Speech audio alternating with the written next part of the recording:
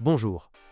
Dans le cas des voitures, dès le début de la production, il y a des commentaires concernant les conduites de carburant mal acheminées et celles du système de climatisation. Il vaut la peine de vérifier si quelque chose ne va pas avec elles. La carrosserie elle-même est bien protégée contre la corrosion et s'adapte bien, mais certaines sources n'évaluent pas la qualité de la peinture de manière particulièrement positive. Ce n'est pas une exception par rapport à la concurrence. Les toits ouvrants peuvent fuir.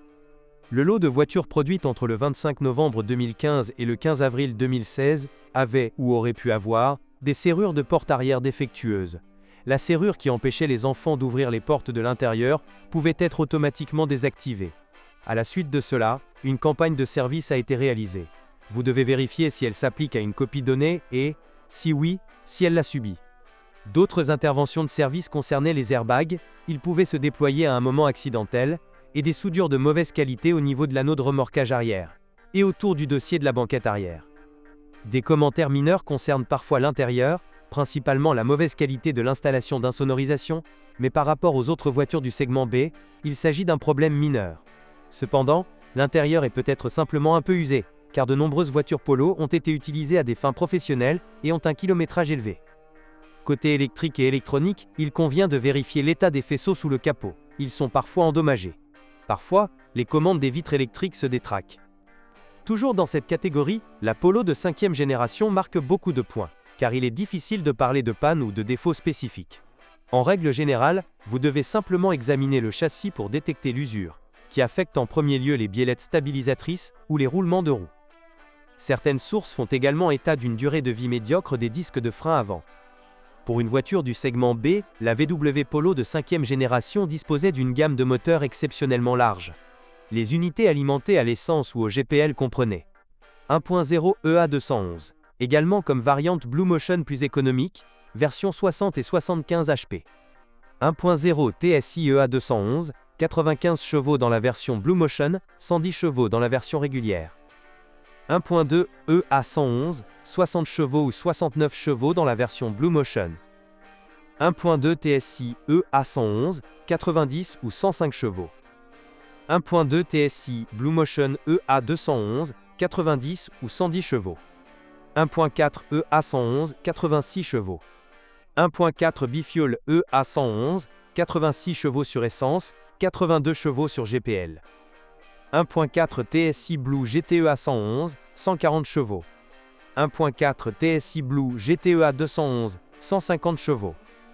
1.4 TSI Twin Charger GTI EA 111, 180 chevaux. 1.6 Bifuel EA 111, 82 chevaux. 1.8 TSI GTI EA 888, 192 chevaux. 2.0 TSI RWRC RU EA 113. 220 chevaux. Vous sentez-vous étourdi? Et ce n'est pas étonnant, et il y a aussi la question du nombre de cylindres. Tous les moteurs 1.0 sont des 3 cylindres, tandis que tous les moteurs 1.4 et plus sont des 4 cylindres. Ce n'est pas si simple avec le 1.2. Le EA111 atmosphérique possède 3 cylindres, mais le TSI turbocompressé de la même famille en possède 4, tout comme le 1.2 TSI EA211. En règle générale, les moteurs EA211 n'étaient pas proposés avant le lifting, qui a eu lieu en avril 2014, mais il existe une exception, la variante 1.4 TSI Blue GT. Bien qu'il s'agisse d'un moteur de la famille EA211, plus récente et plus recommandée, il a déjà été introduit dans la gamme VW Polo V en 2012. Commençons par les moteurs suralimentés EA111, une série principalement associée aux chaînes de distribution instables dans les unités TSI. Et cela est à juste titre associé, car les 1.2 et 1.4 TSI EA111 sont équipés de ces chaînes, qui ne sont tout simplement pas aussi durables qu'on pourrait s'y attendre. Cependant, il convient également de noter que les prix du remplacement de la distribution sont actuellement à un niveau comparable à celui du remplacement de la courroie. Vous pouvez donc en fait vivre avec une fois que vous avez dépassé les mots. Comment pourriez-vous bousiller la chaîne dans ta tête? Remplacement du jeu de chaîne tous les 60 à 80 000 km permet également de ne pas trop se soucier des problèmes de tendeur ou de système de calage variable des soupapes.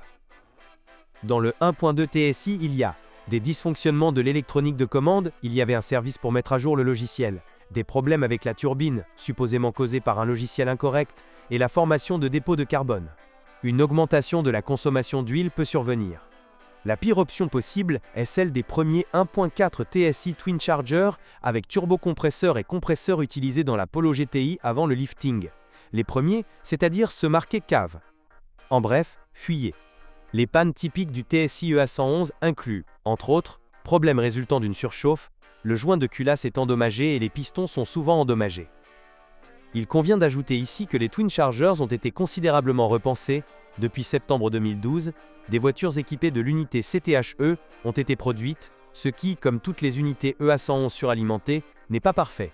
Mais il ne faut pas le décourager à tout prix. De plus, la série EA111 comprend des moteurs atmosphériques 1.2, 1.4 et 1.6, ces derniers doivent être combinés avec du GPL de 1.4 en option.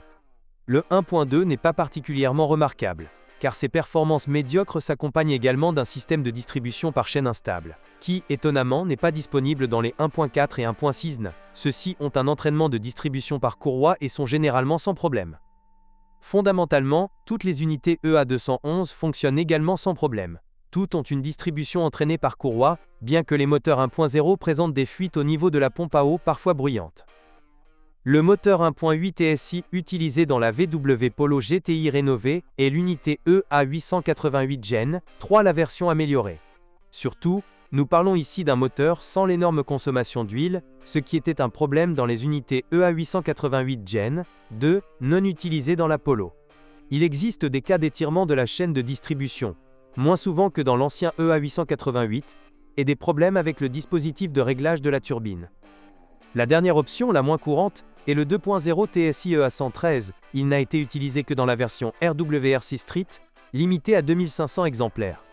En raison de la nature des collectionneurs de ces voitures, il est difficile de dire quoi que ce soit sur les défauts typiques, mais si vous regardez d'autres voitures VAG équipées de moteurs 2.0 EA113 turbo-compressés, vous pouvez vous attendre à des problèmes de distribution, de consommation d'huile, peut-être pas extrême, mais encore, ou une accumulation de dépôts de carbone. Le moteur 1.8 TSI mentionné ci-dessus n'a pas de problème de dépôt de carbone, car il dispose d'un double système d'injection de carburant. L'injection indirecte ne permet pas le dépôt de polluants. Les moteurs diesel proposés dans la Polo de 5e génération sont un peu plus ordonnés. Les éléments suivants ont été proposés. 1.2 TDI EA189, 75 chevaux, également en Blue Motion. 1.4 TDI Blue Motion EA888, de 75 à 105 chevaux. 1.6 TDIE à 189, également de 75 à 105 chevaux. Seule la version 90 chevaux était disponible en Blue Motion avec une consommation de carburant réduite. Les moteurs 1.6 TDI sont des unités à 4 cylindres, tandis que les 1.2 et 1.4 TDI sont des unités à 3 cylindres. Tous les moteurs diesel de la Polo V sont équipés d'un filtre à particules diesel, DPF, qui, selon certaines sources, pourrait poser des problèmes, tout comme les injecteurs, qui sont sensibles à la qualité du carburant. Le moteur le plus recommandé est le moteur 1.6 utilisé avant le lifting, mais il ne s'agit pas de son taux de panne sensiblement inférieur à celui des 1.2 et 1.4. C'est simplement le seul diesel de la gamme Polo V doté d'un 4 cylindres, ce qui le fait fonctionner. Mieux, il est recommandé de remplacer la courroie de distribution et la pompe à eau tous les 150 000 maximum kilomètres, bien que le constructeur suppose une durée de vie plus longue. Les moteurs 1.2 TDI fabriqués entre le 1er avril 2010 et le 1er avril 2014 avaient un problème de fissuration des filtres à carburant, bien que ces filtres auraient dû être remplacés il y a longtemps, mais les voitures d'occasion sont différentes, cela vaut la peine de vérifier. Les transmissions suivantes ont été utilisées dans la VW Polo V. Manuel à 5 vitesses, dans tous les moteurs diesel et tous les moteurs atmosphériques EA111, dans les versions 1.2 TSI EA111 et EA211 de 90 chevaux, ainsi que dans tous les moteurs 1.0 sauf le 1.0 TSI 110 chevaux. Manuel à 6 vitesses, de série en 1.0 TSI 110 chevaux, 1.2 TSI EA 111 105 chevaux, 1.2 TSI EA 211 110 chevaux, 1.4 TSI Blue GT quelle que soit la version de puissance, 1.8 TSI GTI et 2.0 RWRC Street. DSG-DQ 200 à 7 rapports, de série sur 1.4 TSI GTI. En option, cette boîte de vitesse était également disponible dans les moteurs suivants. 1.4, 1.0 TSI 110 chevaux, tous 1.2 TSI, 1.4 TSI Blue GT, 1.8 TSI GTI, et dans les 90 chevaux, 1.6 TDI et 1.4 TDI avec la même puissance. Les boîtes de vitesse manuelles ne posent généralement pas de problème, ce qui n'est pas le cas de DSG.